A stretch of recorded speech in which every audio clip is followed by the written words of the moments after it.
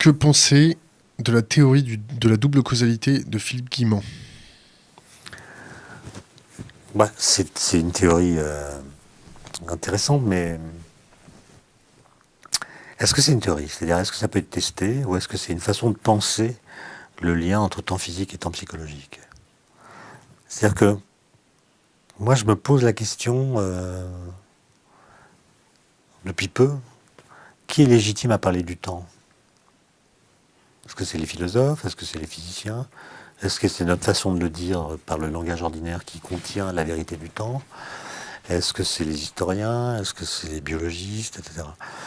Et je pense que la réponse qu'on peut donner à cette question n'est pas très claire. On a envie de dire que c'est les physiciens, parce qu'ils ont mathématisé le temps, on en fait une variable opératoire de la physique, grâce à laquelle la physique est devenue très efficace. Mais en même temps, Newton, qui est le premier à parler de temps en physique, le paramètre T, il ne dit pas pourquoi il l'a appelé temps, ce paramètre qui ne ressemble pas au temps. Donc il aurait pu l'appeler autrement. Et s'il l'avait appelé autrement, on n'interrogerait pas les physiciens sur le temps. Donc, moi, la question que je poserais, en réponse à votre question, c'est est-ce qu'il est dans l'escarcelle de la physique d'expliquer non seulement le temps physique, s'il existe, mais aussi notre perception du temps physique.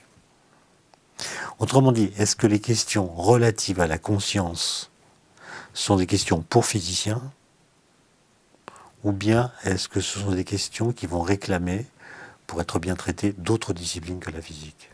Vous avez vu le film Premier Contact? Oui, Alors? c'est pas mal.